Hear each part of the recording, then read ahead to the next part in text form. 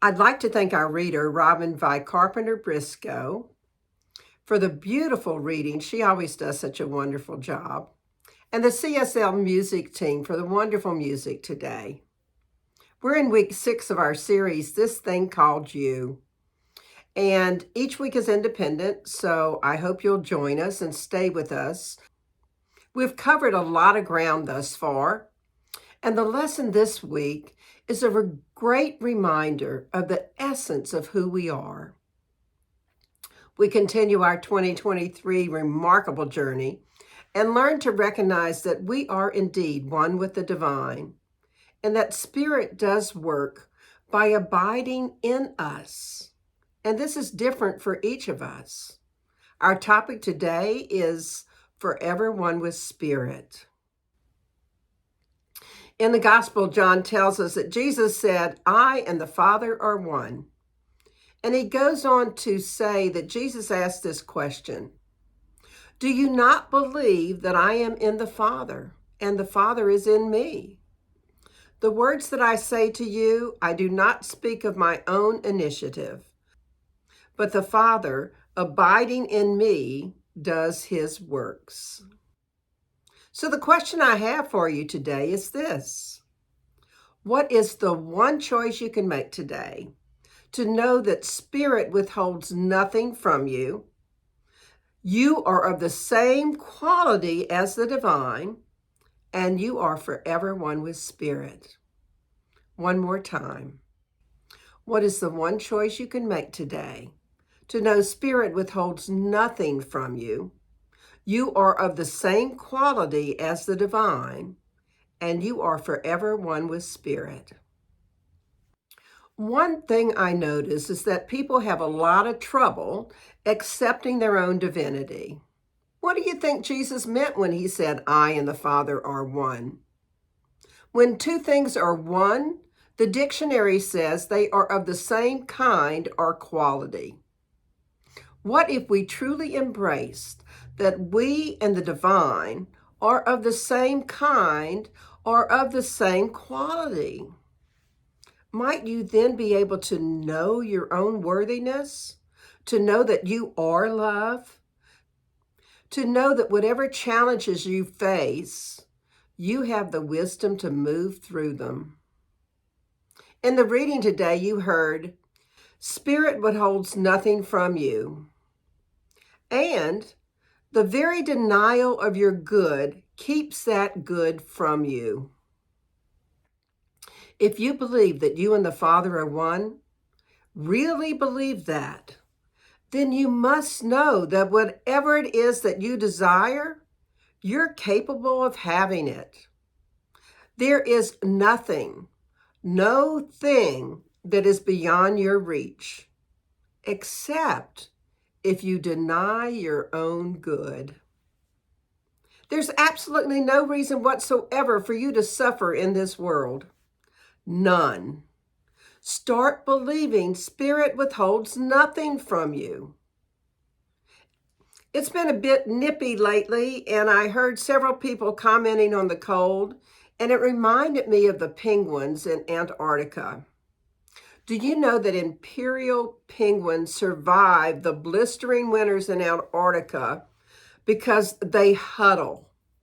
Seriously, they get into a huddle. And they instinctively know to shift a few inches every few moments so that the outside penguins eventually rotate into the inner part of the huddle, while the inside penguins eventually rotate to the outside. That way, all of them stay warm.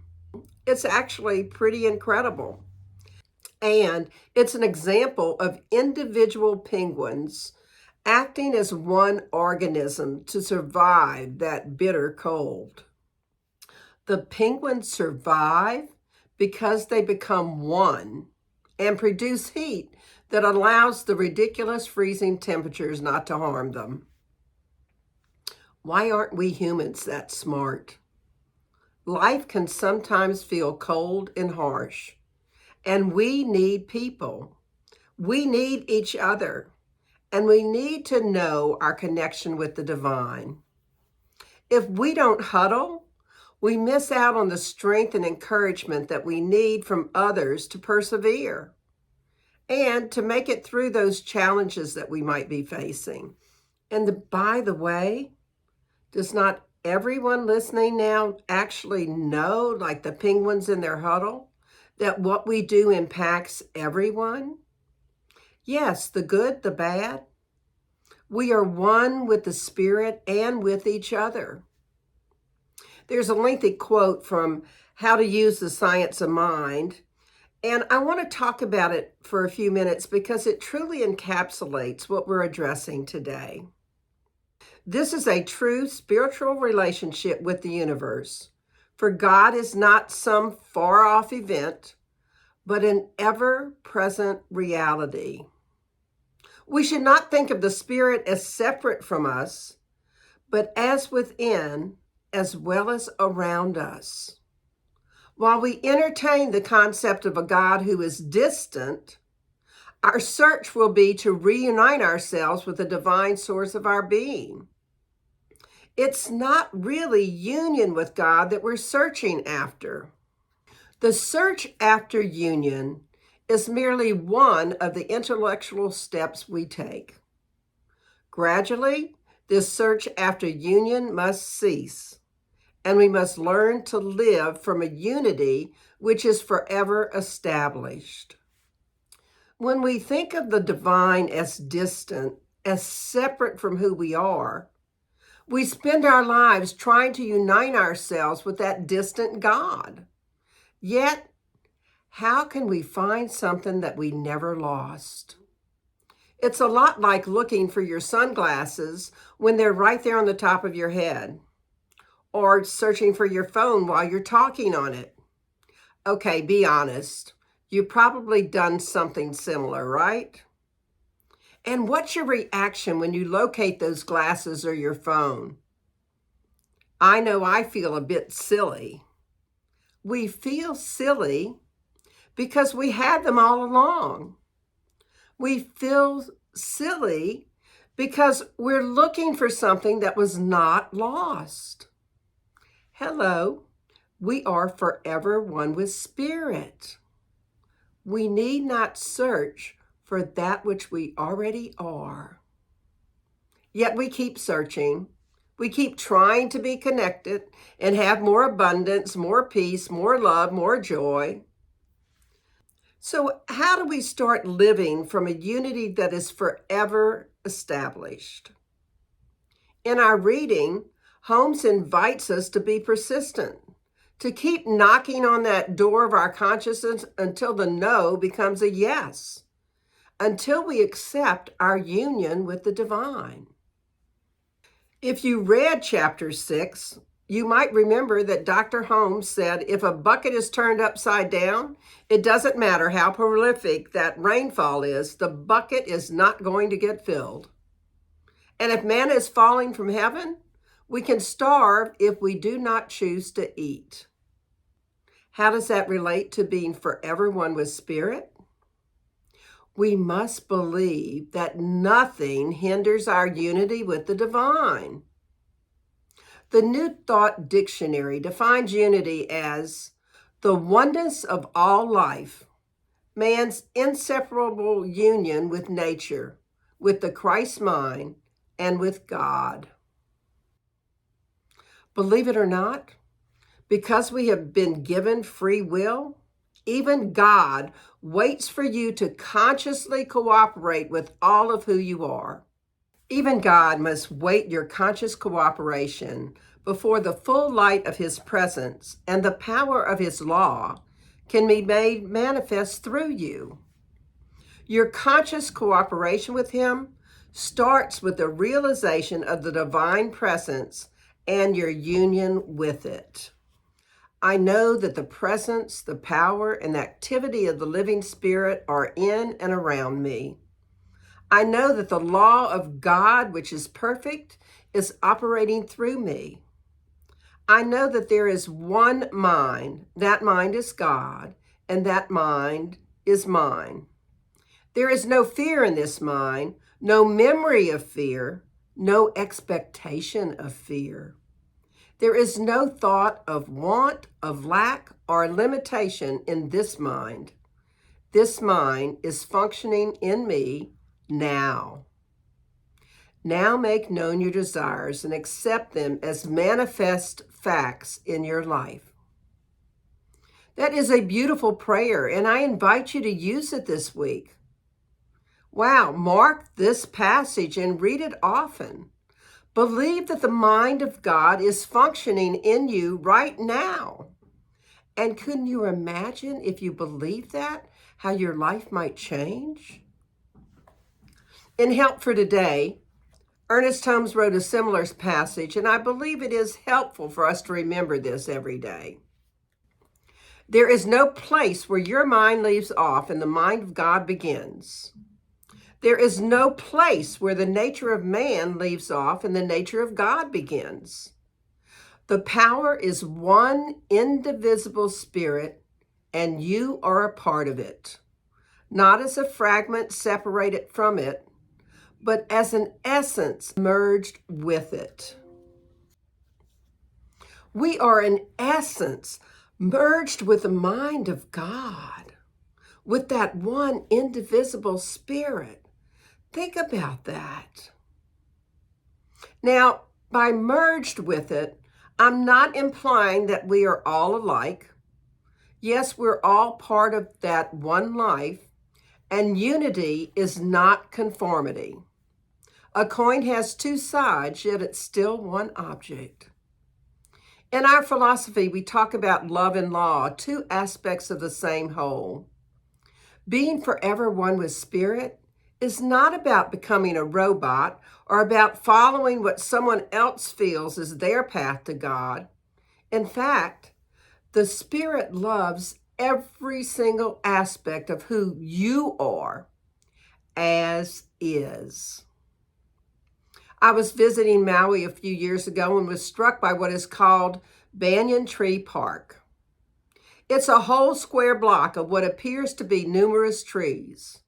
In truth, the twisting labyrinth of branches, roots, and foliage engulfing the Banyan Tree Park Square all stem from a single banyan tree planted way back in 1873.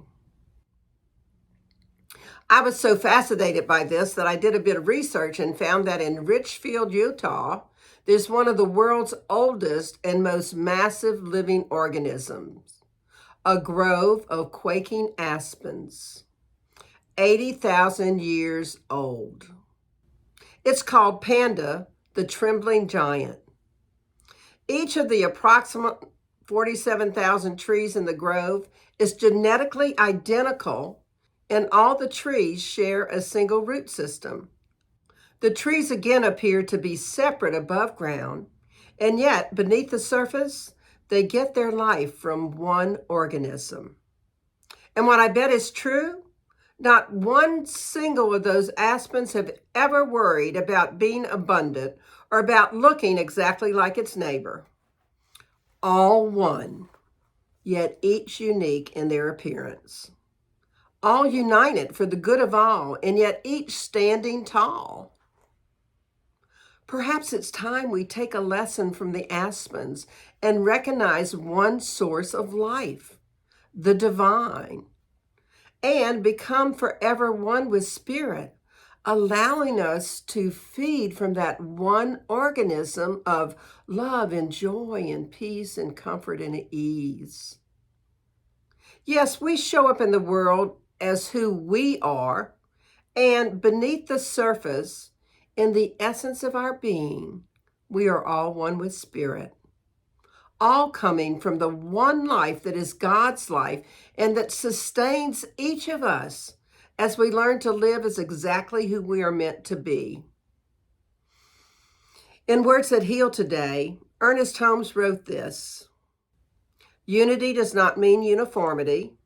Life has set the stamp of individuality upon everything, from a blade of grass to a person.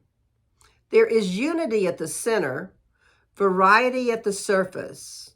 These variations are separate and distinct, without being separated or isolated. Variety feeds on the unity in which it is rooted and expands through a consciousness of being one with the whole. We must develop our spiritual muscle and remember that we are not separate from the divine. The divine is moving in, through, and as us every minute of every day. And our variations are distinct without being separate. We get the essence of our life from spirit in which we're rooted.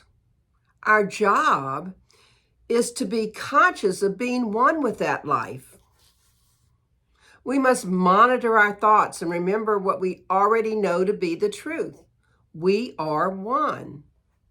And as you will read later in this thing called you, the wick of your individual life runs deep into the oil of your being. There is but one life, and that life is your life now. So ponder this. If God is waiting on us to know the truth, doesn't it seem like we should learn it sooner rather than later? I know I have no desire to keep spirit waiting. How about you?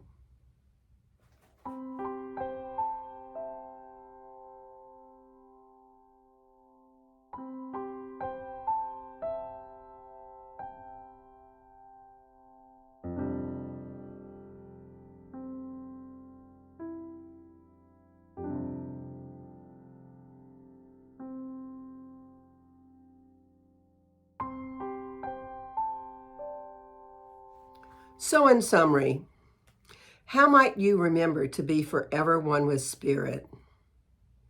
Remind yourself, I and the Father are one. The divine is not distance or out there.